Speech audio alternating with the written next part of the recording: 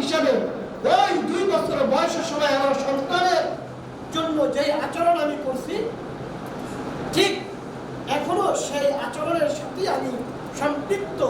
আমি আমার সন্তান পরিবর্তন হচ্ছে তার গঠনে, তার আচরণে, কিন্তু আমার ওই 2 বছরের সূত্র আমি 10 বছরের সন্তানের উপরে এখনো প্রয়োগ করতেছি। আমি আজকে জানেন আপনারা যারা এখানে অভিভাবক অভিভাবিকা আসছেন, কারো সন্তান এখানে নাই, জাস্ট যে সন্তানগুলো জিম্মাদারি ক্লাস প্রদর্শনের জন্য অথবা আপনাদের সামনে কিছু উপস্থাপন করার জন্য রাখা হয়েছে, শুধুমাত্র ওই সন্তান ছাড়া সকল সন্তানদেরকে আমি আমার দ্বিতীয় শাখায় নিয়ে গেছি। প্রশ্ন হল, নিয়ে গেলেন কেন? কারণ আমার দীর্ঘ একটা অভিজ্ঞতার থেকে আমি শুধু এই প্রতিষ্ঠানের সাথে সম্পৃক্ত না, এই প্রতিষ্ঠান বাদে আদার্স প্রতিষ্ঠানের সাথেও আমি সম্পৃক্ত। স্কুল বলেন, কলেজ বলেন, মাদ্রাসা বলেন, বড় ছোট মিলে আপনার বিভিন্ন প্রতিষ্ঠানের সাথে সম্পৃক্ত। আমার দীর্ঘ একটা অভিজ্ঞতার আলোকে আমি দেখছি যে আপনাদের সন্তান যখন এখানে থাকে, তখন আপনার সন্তান আপনাকে আজকের এই আয়োজকদের মূল যে উদ্দেশ্য,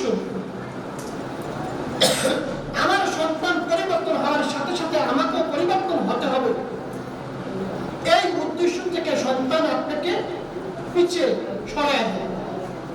তার একটা মর্জি আমাকে নিয়ে একটু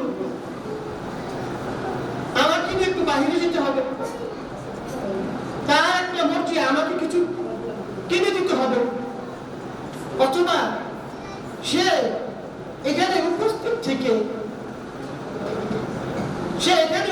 থেকে কিছু আলোচনা হচ্ছে, এই সময় সে আপনাকে বিরক্ত করে, আপনাকে আলোচনা সঠিকভাবে শুনতে দেয় না।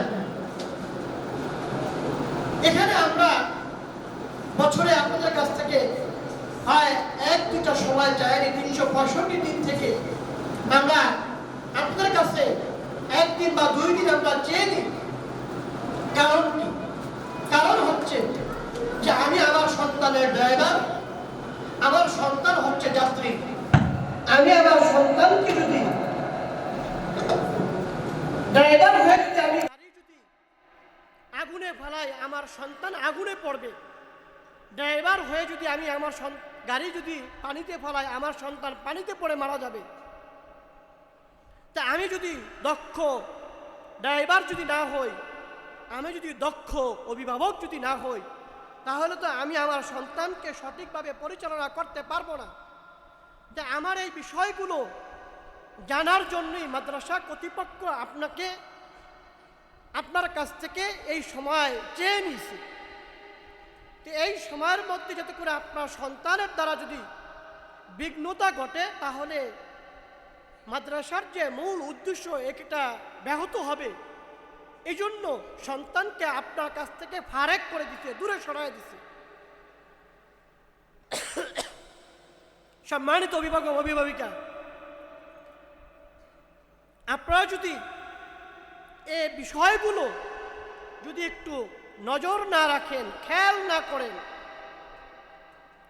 তাহলে আপনি আপনার সন্তানকে সঠিকভাবে মানজিলে মাকসাদে নিয়ে যেতে পারবেন না।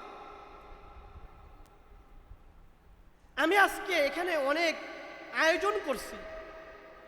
আমাদের এই শাখার আলোচনাগুলো লাইভের মাধ্যমে বাচ্চারা আমাদের ওই শাখার থেকে শুনছে, দেখছে। কিন্তু আমি রোডের সামনে একটা গেটও তৈরি করছি, কিন্তু আমি বাহিরে কোনো সাউন্ড সিস্টেমের ব্যবস্থা করিনি।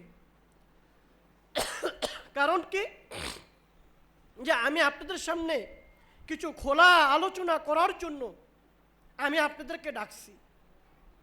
এই আলোচনাগুলো মাদ্রাসার এই 4 দেয়ালের ভিতরেই থাকবে, এগুলো অন্যত্র যেত করে না ছড়ায়।